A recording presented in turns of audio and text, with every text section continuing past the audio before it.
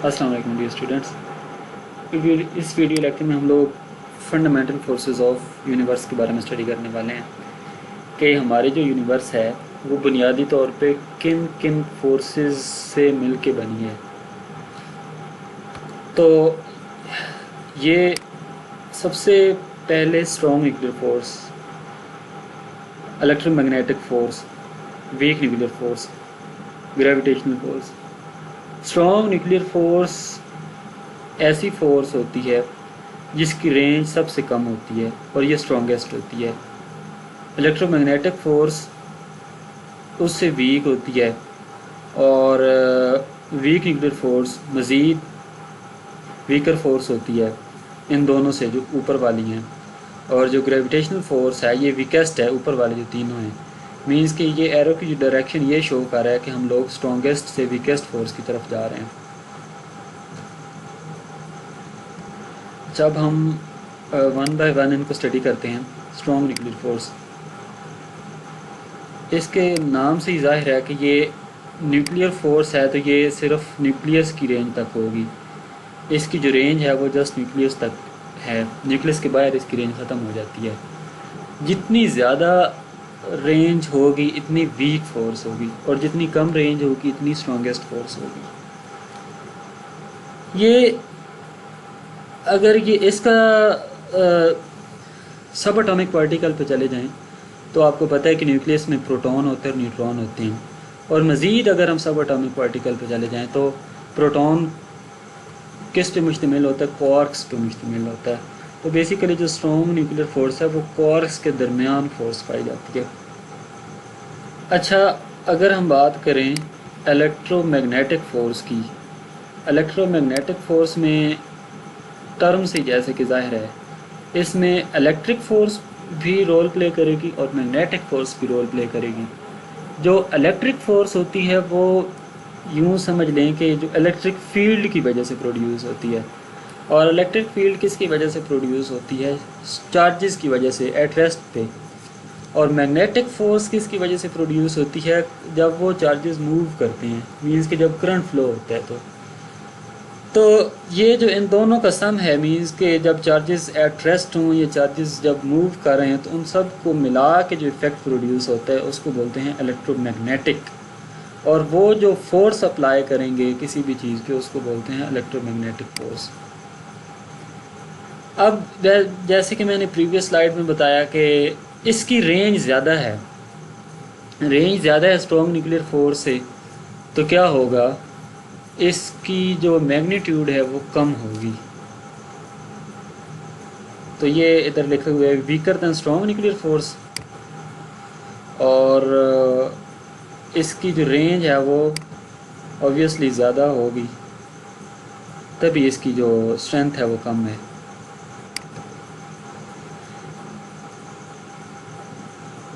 मज़ीद ये कि जो सबसे पहले इलेक्ट्रोमैग्नेटिक फोर्स का कॉन्सेप्ट दिया था वो माइकल फैराडे और मैक्सवेल ने दिया था। मैक्सवेल ने 4 फेमस इक्वेशंस हैं जिसमें इलेक्ट्रिक फील्ड की 2 इक्वेशंस है और 2 मैग्नेटिक फील्ड के साथ डील करते हैं। तो वो 4 इक्वेशंस को मिला के, और इसी तरह फैराडेज के जो हैं कुछ हाइपोथेटिकल अप्रोच थी, तो इन्होंने ये क्या किया कि जो इलेक्ट्रिक फोर्स और मैग्नेटिक फोर्स को कंबाइन कर दिया, तो क्या हो गई? आपके पास इलेक्ट्रोमैग्नेटिक फोर्स बन गई।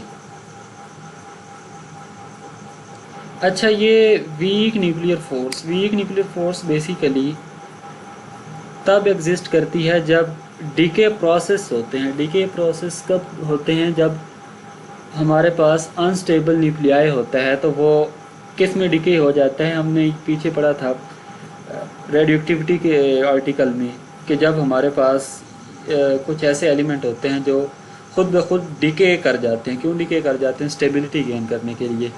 जब वो डिके करते हैं तो क्या होता है? उससे अल्फ़ा या बीटा या गैमा रेज एमिट होती हैं।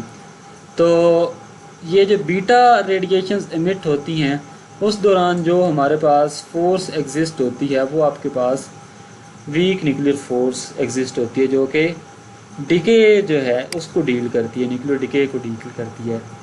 और इसकी भी रेंज बहुत ही कम होती है। अच्छा, अगर अब मज़ीद जो सबसे वीकेस्ट फोर्स है उसके बारे में स्टडी करना चाहें तो वो ग्रेविटेशनल फोर्स होती है। आपको पता है कि ग्रेविटेशनल फोर्स का सबसे पहले कॉन्सेप्ट न्यूटन्स ने दिया था, और उसकी एक हाइपोथेटिकल अप्रोच थी। एप्पल का उसने जब गिरा था तो उस पर उसने ऑब्ज़र्व किया था कि कुछ ऐसी फोर्सेस एग्जिस्ट करती हैं नेचर पे जो इसको एप्पल को कंपेल कर रही है to move towards the earth. तो उसके बाद ये ग्रेविटेशनल फोर्स का उसने कॉन्सेप्ट दिया था। फिर ग्रेविटेशनल फोर्स की equations F is equal to जो है आपके पास Gm1m2/r²। तो फिर ये सबसे लॉन्गेस्ट डिस्टेंस इसकी रेंज है, मीन्स के ये रेंज में सबसे ज़्यादा है। जब ये सबसे ज़्यादा रेंज में तो इट्स मीन कि ये सबसे वीकेस्ट है। जितनी ज़्यादा रेंज की फोर्सेस होती जाएगी इतनी वो वीक से वीक तर होती जाएगी। ये सिर्फ अट्रैक्टिव होगी। ये आपने पहले चैप्टर में भी पढ़ा होगा कि ये जब कूलम फोर्स और ग्रेविटेशनल फोर्स के कंपैरिजन वो वाला आर्टिकल था, तो हमने उसमें देखा था कि जो कूलम फोर्स है वो अट्रैक्टिव भी हो सकती है जब वो अपोजिट चार्जेस के दरमियान हो, और रिपल्सिव हो सकती है जब वो सेम चार्जेस के दरमियान हो। लेकिन हमारे पास ये जो ग्रेविटेशनल फोर्स होती है ये जस्ट अट्रैक्टिव होती है, ये रिपल्सिव नहीं होती। और ये डिपेंड किस पे करती है? ये मैसेज पे डिपेंड करती है। जो दो ऑब्जेक्ट होते हैं और उनके दरमियान डिस्टेंस पे डिपेंड करती है। ये inverse square law basically follow करती है। ये ग्रेविटेशनल फोर्स जो है ना, ये इन्वर्स स्क्वायर लॉ 1/r² जिसको बोलते हैं, ये इसको फॉलो करती है। इसको बोलते हैं inverse square law. Coulomb force भी इन्वर्स स्क्वायर लॉ को फॉलो करती है और ये भी इन्वर्स स्क्वायर लॉ को फॉलो करती है। तो ये जितनी भी आपके पास यूनिवर्स में चीज़ें हैं ये फंडामेंटल है। ये हर, अगर वो मैसिव है, वो अगर मैस ऑक्यूपाई कोई भी चीज़ करती है तो इट्स मीन कि उसमें ग्रेविटेशनल फोर्स अकर कर रही है। अगर फिर ये सवाल आ जाता है अक्सर स्टूडेंट का, तो फिर हमें फील क्यों नहीं होती? तो बाज़ औक़ात इसकी जो रेंज होती है वो तो डेफिनेटली ज़्यादा है, तो इतनी वीक होती है कि उसको एक्सेसिबल नहीं होता, उसको हम मेजरेबल नहीं होती कि हम इसको मेजर कर सकें। तो इसीलिए, लेकिन ये फैक्ट है कि ये जितनी भी हमारे पास यूनिवर्स में मटेरियल ऑब्जेक्ट है उसमें ये एग्जिस्ट कर रही है। ये स्टार्स की बात अगर हम कर लें, गैलेक्सीज़ की करते हैं, तो ये सब चीज़ों में ये जो ग्रेविटेशनल फोर्स है, ये फंडामेंटल फोर्स है, ये मस्ट होती है।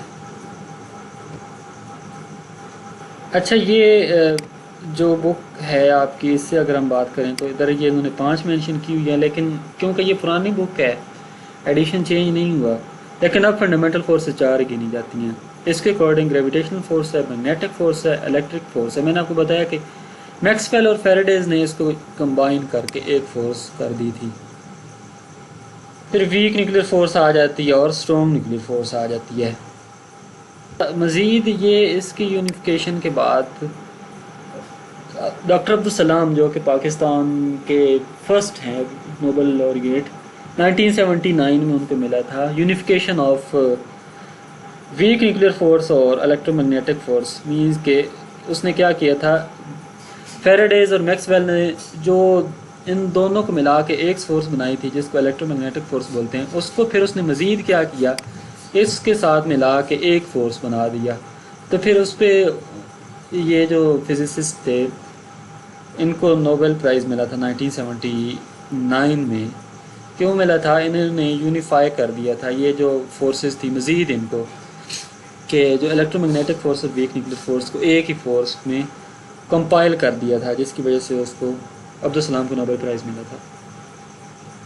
अच्छा, मज़ीद ये आपकी बुक पे ये साइड इन्फॉर्मेशन के तौर पे कंपोजिशन ऑफ मैटर, मीन्स कि मैटर जब बनता है तो उसमें जो मॉलिक्यूल होते हैं, एटम होते हैं, ये सब एटॉमिक पार्टिकल होते हैं, तो उनकी रेंज क्या होती है? मॉलिक्यूल अगर एग्जिस्ट करते हैं तो उनकी रेंज 10⁻⁹ मीटर होती है। और अगर हम एटॉमिक स्केल की बात करें कि एक जो सिंगल एटम होता है वो आपके पास 10⁻⁻10 मीटर के बराबर होता है। अब हम अगर मज़ीद इसके बिल्कुल स्मॉल लेवल पे चले जाएं तो मज़ीद इसकी जो ये कम होते जाएंगे, ये जो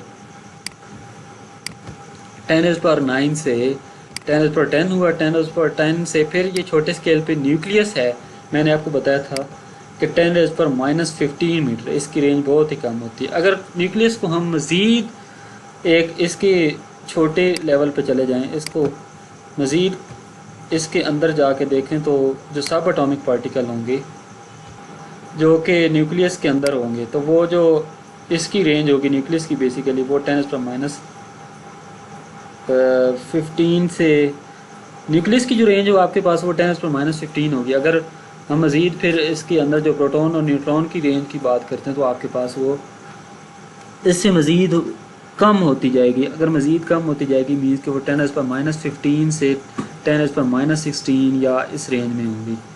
और फिर जो क्वार्क्स हैं, क्योंकि प्रोटॉन मज़ीद हम नेक्स्ट लेक्चर में पढ़ेंगे कि प्रोटॉन है, अगर ये वाले प्रोटॉन है तो इसके अंदर भी क्या है, सब एटॉमिक पार्टिकल है। फिर हमने अगर वो मज़ीद उस रेंज तक जाना है तो हमें मज़ीद छोटे जो ये नंबर चाहिए होगा, तो वो आपके पास 10⁻−18 मीटर आता है कि ये जो क्वार्क्स हैं उनकी जो रेंज है वो 10⁻−18 मीटर है। तो ये MCQs के तौर पे आ सकता है कि जो सबसे कम रेंज की जो फोर्स है वो किस सब एटॉमिक पार्टिकल में एग्जिस्ट करती है, वो कौन सी फोर्स है। तो आप कह सकते हैं कि वो क्वार्क्स में एग्जिस्ट करती है और वो आपके पास स्ट्रॉन्ग न्यूक्लियर फोर्स होती है। अच्छा, ये आज हमारा वीडियो लेक्चर इधर ही एंड हुआ। मज़ीद नेक्स्ट लेक्चर में हम लोग फर्दर आर्टिकल पढ़ेंगे। अल्लाह हाफ़िज़।